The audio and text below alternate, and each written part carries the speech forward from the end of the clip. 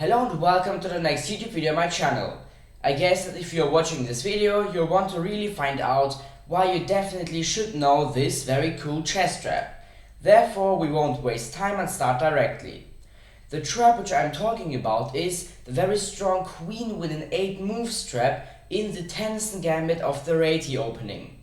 The Reti opening normally starts very unusual with knight to f3. Yes, that's really the Reti opening, not pretty common like for example pawn to e4 or pawn to d4 with the queen's pawn opening, but rather with knight to f3.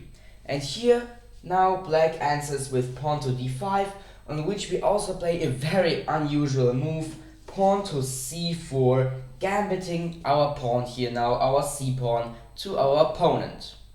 So you can see instantly that this isn't anymore an opening that low elo chess players would play. This is more an opening for grandmaster niveau.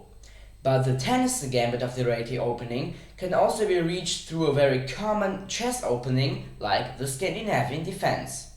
Here we don't start the game with knight to f3, the Zuckertort opening, but rather pretty classical with pawn to e4, on which our opponent, so the player who plays the black chess pieces here, answers with pawn to d5.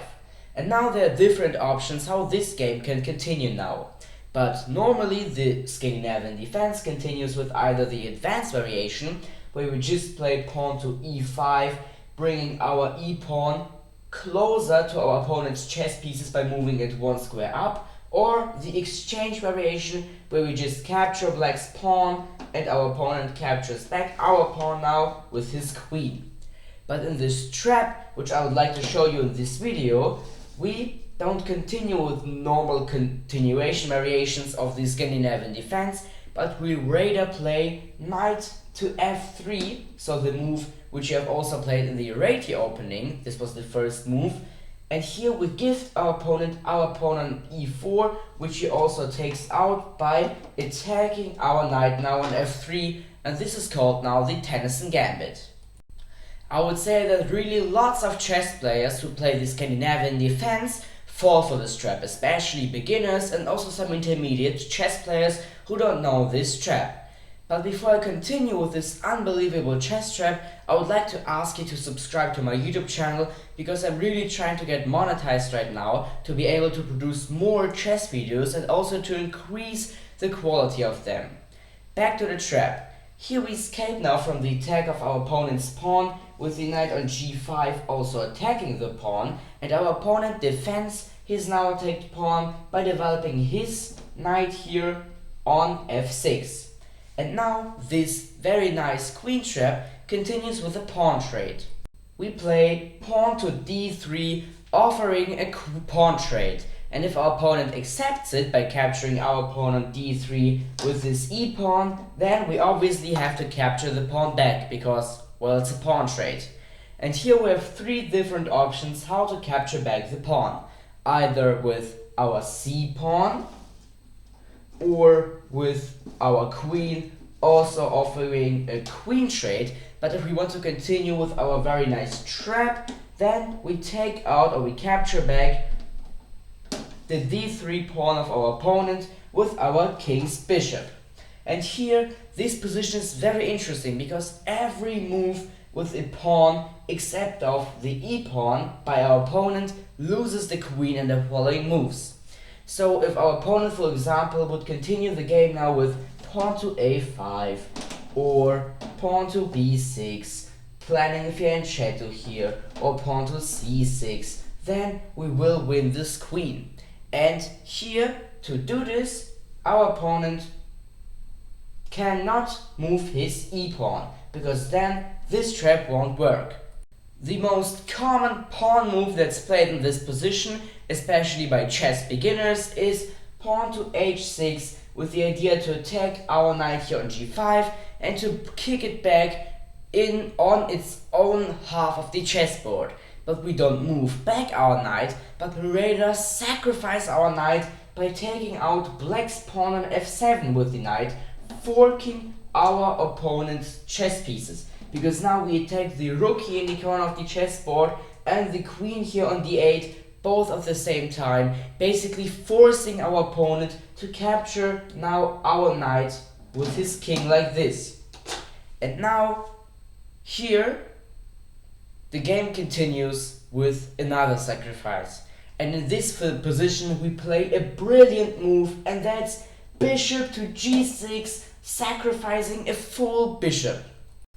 The tricky thing is that the black army has to somehow escape the check with the king.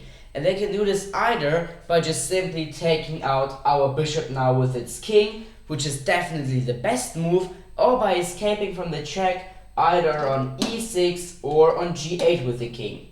But let's say our opponent is smart enough to capture our sacrificed bishop now on g6. And here, this is just game over, because now we just simply take out our opponent's queen here on d8, with our queen also attacking black's bishop here on c8. So if we look now on the points of material, we're actually only up 3 points of material, because, well, we have sacrificed 2 light chess pieces to win a queen. But if we look at the position on the chessboard, we can instantly see that we are also standing way better than our opponent, because his chess pieces aren't really developed. Our king can just castle in the following move and bring the king to safety, bring the rook in the center of the chessboard. Our opponent's king is on g6, completely undefended here and ready for attacks of our chess pieces. The bishop here is hanging, the pawn is hanging, we're just completely winning. GG. And now, before this video ends, I would like to show you the real Reti opening, which is actually pretty interesting. So how I've already said, this opening begins with white playing knight to f3. Really, this isn't a move which is played in games between chess beginners.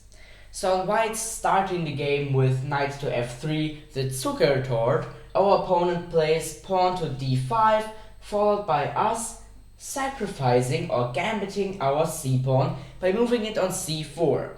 And I think you can imagine that it's not really popular to just capture the c-pawn now with the d-pawn when you're playing the black chess pieces, because this pawn can now get attacked pretty easily with, for example, pawn to e3, opening this diagonal for our king's bishop, and this move also loses very important presence and dominance in the center of the chessboard.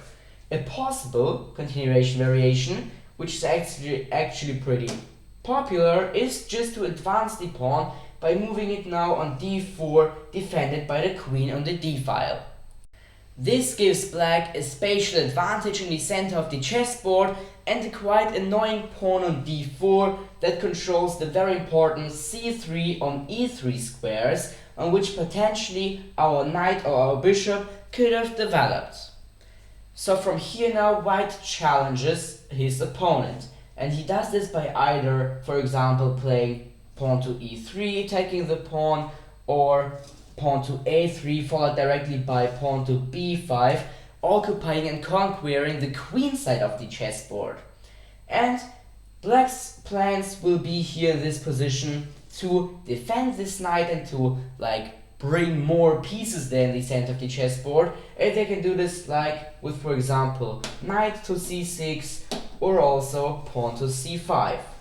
But another possible option how to answer in this position now as black, when we are gambiting our pawn by moving it on c4, is to defend the now take pawn with either pawn to c6 or pawn to e6, which often transpose to the queen's gambit declined variation or the Slav defense.